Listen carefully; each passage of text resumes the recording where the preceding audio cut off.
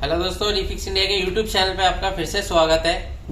दोस्तों, आज की वीडियो में हम देखेंगे कि नो पिक्चर की कंडीशन में कैसे पैनल को हम रिपेयर करते हैं। तो आज सबसे पहले मैं आपको मिलवाता हूँ नितिन भाई से। नितिन भाई है जो हमारे रिपेयरिंग करते हैं ये ऑलरेडी, और यहाँ पे भी ये ट्रेनिंग लेते हैं। तो आज हमारा जो है लाइव सेशन चल रहा है, जो कि लाइव प्रैक्टिकली हम आपको दिखाएंगे करके किस तरीके से हम पैनल को रिपेयर करते हैं। तो चलिए स्टार्ट करते हैं। सबसे पहले मैं आपको ये फॉल्ट दिखाता हूँ कि हमारे जो सेट में फॉल्ट आ रहा है वो किस तरीके का है। ये माइक्रोमैक्स कंपनी का सेट है दोस्तों, माइक्रोमैक्स। अब ये सेट ऑन हो गया है, लेकिन यहाँ पे आप ये देख रहे हैं लाइनिंग बार एक हल्का सा यहाँ पे दिखाई दे रहा है। हाफ ओके है और हाफ में दिक्कत आ रही है। यहाँ पे आप ये देख सकते हैं बिल्कुल ब्लैंक है, हाफ, दोनों हाफ ही ब्लैंक है। तो अभी सबसे पहले हम क्या है इसकी सभी बेसिक रिक्वायर्ड वोल्टेज चेक करेंगे। तो बेसिक रिक्वायर्ड वोल्टेज जरूर चेक करनी पड़ती है, क्योंकि कभी कभार वोल्टेज मिसिंग होने की वजह से भी ये प्रॉब्लम है हमारे को देखने को मिलती है। तो अगर आप स्टेप बाय स्टेप पैनल को रिपेयर करते हैं तो आप इजी तरीके से पैनल को अच्छे तरीके से रिपेयर कर पाएंगे। तुक्के में कोई काम प्रॉपर तरीके से नहीं हो पाता है। तो यहाँ पे आप ये देखेंगे, सबसे पहले हमारा जो इनपुट है वो 12 वोल्ट की सप्लाई है, वो बिल्कुल प्रेजेंट है। और यहाँ पे आप देखेंगे कि 12 वोल्ट की सप्लाई जो है ये आउटपुट कर रहा है, यानी कि हमारा फ्यूज बिल्कुल ओके है। 12 वोल्ट ओके होने के बाद हमारा सबसे पहले जो वोल्टेज जो है 3.3 वोल्ट की सप्लाई हम चेक कर सकते हैं। रोम आईसी की पिन नंबर 8 पे भी आप देख सकते हो, यहाँ पे 3 वोल्ट की सप्लाई हमारे को परफेक्ट मिल रही है।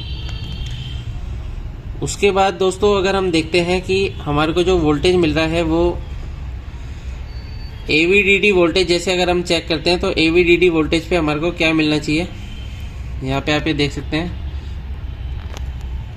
AVDD वोल्टेज जो है हमारा 15 वोल्ट के अराउंड यहाँ पे हमारे को वोल्टेज मिल रहा है। तो AVDD के लिए हमारा एक कॉइल और एक ये डायोड लगा हुआ है जो कि AVDD वोल्टेज बना रहा है। क्योंकि ये जो IC है इसके अंदर MOSFET इसके अंदर ही कंबाइंड है, और इसके डायोड के और जो कॉइल है, कॉइल पे स्विचिंग हो रही है, जिसकी वजह से हमारा वोल्टेज बूस्ट हो रहा है। अभी ये बूस्ट होने के बाद सबसे पहले हमारा VGH और VGL बनेगा। तो देख लेते हैं सबसे पहले VGL वोल्टेज हमारी कितनी है, -4.98 है, यानी कि 5 वोल्ट के अराउंड है। ये भी ओके है। VGH वोल्टेज देखते हैं तो VGH वोल्टेज हमारे को हाई 200 वोल्ट पे दिखाई देगा। 26.8 वोल्ट हमारे को प्रेजेंट मिल रहा है। तो दोस्तों वोल्टेज रिक्वायरमेंट तो ऑलमोस्ट सारी ओके है। उसके बाद हमारे जो यहाँ पे आप ये देख रहे हैं ये कुछ LVDS सिग्नल है जो कि हमारे टीकॉन IC के अंदर आते हैं, और ये टीकॉन IC से RSDS सिग्नल में कन्वर्ट होके हमारा पैनल के अंदर जाते हैं, जो कि आप यहाँ पे देख सकते हैं डबल कॉफ का पैनल है, तो दोनों कॉफ के अंदर ये सिग्नल जाते हैं।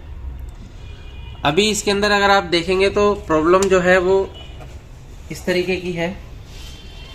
तो दोस्तों ये जो प्रॉब्लम है, अगर आपकी वोल्टेज सारी ओके है तो कोई ना कोई सिग्नल मिसिंग हो सकता है, जिसकी वजह से ये प्रॉब्लम हमारे को देखने को मिलती है।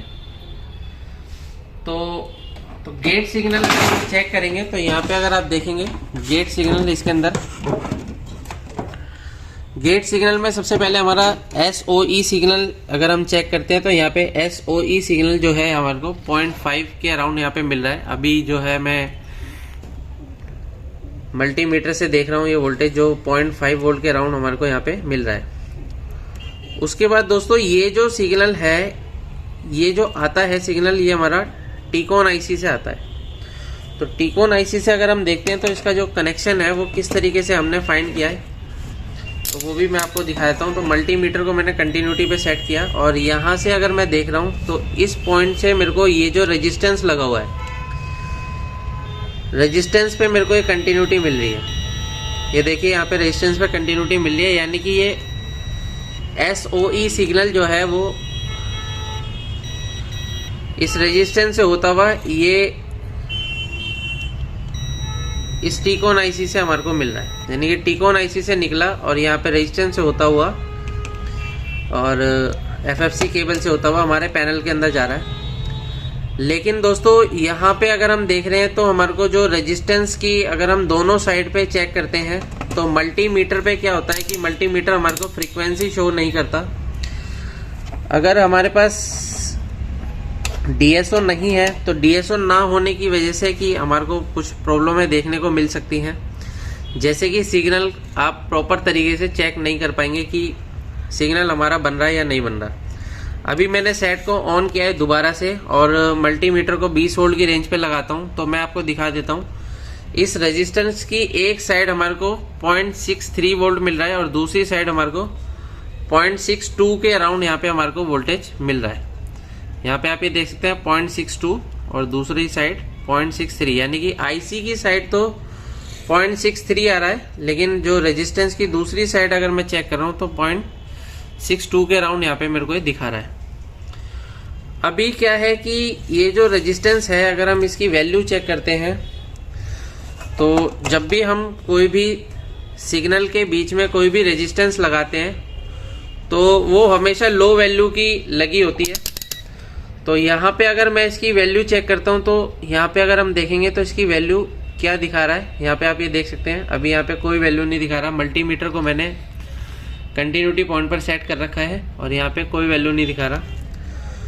तो दोस्तों यहाँ पे क्या है कि हमारी जो वैल्यू है ये शिफ्ट हो चुकी है। तो अगर हम आगे बढ़ के चेक करते हैं 100 ओम पे मैंने 200 ओम पे मैंने जैसे चेक किया किलो ओम पे, तो ये मेरे को 1.84 के अराउंड यहाँ पे मेरे को किलो ओम के अराउंड मेरे को ये वोल्ट जो इसकी वैल्यू है वो दिखा रहा है। यानी कि ये जो रेजिस्टेंस है इसकी जो वैल्यू है वो शिफ्ट हो चुकी है। तो इसकी शिफ्ट होने की वजह से यानी कि इसका जब मान बढ़ जाता है तो हमारा सिग्नल पास नहीं हो पाएगा, जिसकी वजह से हमारे को ये प्रॉब्लम देखने को मिल रही है। तो अभी मैं क्या करता हूँ, यहाँ पे सबसे पहले रेजिस्टेंस जो है यहाँ पे 10 ओम की या फिर आप 1 ओम से लेके 10 ओम के बीच में कोई भी रेजिस्टेंस का यूज़ आप कोई भी सिग्नल के बीच में कर सकते हैं। तो चलिए मैं आपको दिखाता हूँ लगा के। किसी पीसीबी के अंदर हम देख लेते हैं दूसरी कि हमारे को कहीं पे 10 ओम की अगर रेजिस्टेंस मिल जाती है, 1 ओम से 10 ओम के बीच में कोई भी रेजिस्टेंस होती है, तो वहाँ से उठा के हम इसको यहाँ पे लगाते हैं और फिर चेक करेंगे कि हमारे पैनल की क्या कंडीशन है। थोड़ी साफ सुथरी सी पीसीबी ले लेते हैं, ये ले लेते हैं। तो यहाँ पे आप ये देख सकते हैं कई रेजिस्टेंस लगे हुए हैं। स्क्रैप होना बहुत ज़रूरी है काम करने के लिए, रिपेयर करने के लिए स्क्रैप का बहुत महत्वपूर्ण प्रयोग करना चाहिए। एक एक कंपोनेंट को लेने हम मार्केट नहीं जाएंगे। तो यहाँ पे आप ये देखेंगे रेजिस्टेंस हमारे को कहीं ना कहीं तो मिल जाएगी 10 ओम के अराउंड।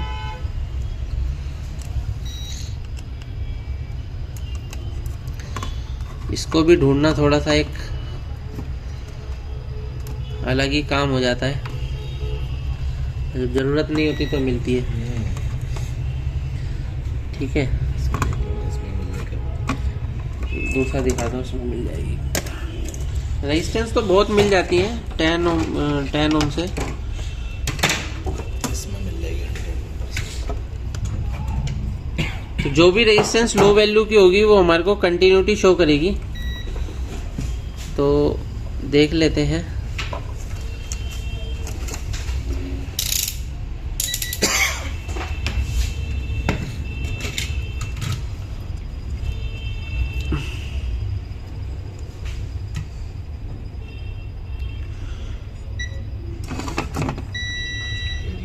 ये रही, तो दोनों जगह अब हर जगह मिल जाएगी क्योंकि तो यहाँ पे दोस्तों आप यहाँ पे देख सकते हैं ये मेरे को 18 ओम की रेजिस्टेंस मिल रही है। ये भी काम करेगी क्योंकि ये भी लो वैल्यू की है, तो इसी को मैं यूज़ करूँगा। चलिए सबसे पहले हम इसकी पुरानी रेजिस्टेंस को रिमूव करते हैं।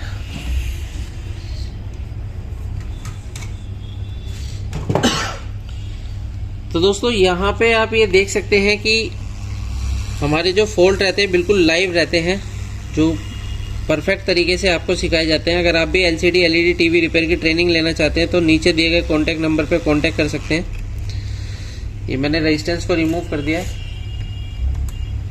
और दूसरी जगह से हम रेजिस्टेंस उठा के लगाते हैं।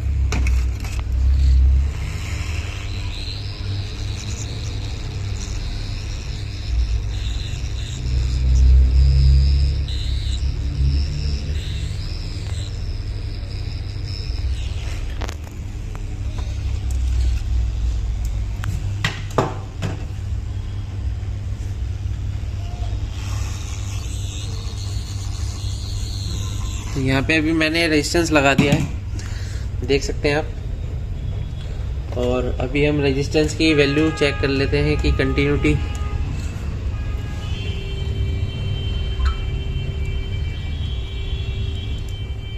यहाँ पे आपको ये 55 ओम की रेजिस्टेंस दिख रही है। तो 55 ओम भी काम करेगी, वैसे कोई दिक्कत नहीं है, ठीक है ना। तो चलिए देखते हैं सबसे पहले पावर लगा के कि हमारा जो सेट है वो क्या कंडीशन में है। तो दोस्तों बेसिकली आप जो है मैक्सिमम 100 ओम तक की रेजिस्टेंस का यूज़ कर सकते हैं, लेकिन ज़्यादातर जो लग के आती है वो 10 ओम तक की रेजिस्टेंस देखने को हमारे को मिलती है। तो अभी मैं सेट को ऑन करता हूँ और सेट ऑन करने के बाद देखते हैं क्या कंडीशन रहती है। तो देख सकते हैं आप, ये सेट बिल्कुल परफेक्टली ऑन हो चुका है और ये माइक्रोमैक्स कंपनी का सेट है। थोड़ा सा इसमें टाइम लगता है इसको प्रोसेस करने में। तो यहाँ पे आप ये देख सकते हैं पैनल बिल्कुल ओके हो चुका है दोस्तों। तो इसके अंदर जो दोस्तों प्रॉब्लम थी वो OE सिग्नल मिसिंग होने की वजह से हमारे को ये पिक्चर नहीं दिखा रहा था। और अगर हम इसकी वोल्टेज मेजरमेंट करते हैं दोबारा से कि क्या हमारे को ये शो कर रहा है, पहले जो हमारे को ये शो कर रहा था वो 6.3 एक साइड दिखा रहा था और दूसरी साइड 6.3 की जगह 6.2 दिखा रहा था।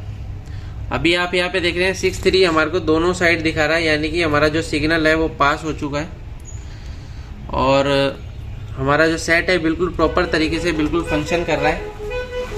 यहाँ पे आप ये देख सकते हैं। तो उम्मीद करता हूँ आपको वीडियो पसंद आए तो वीडियो को लाइक करें, शेयर करें, कमेंट करें। Thank you.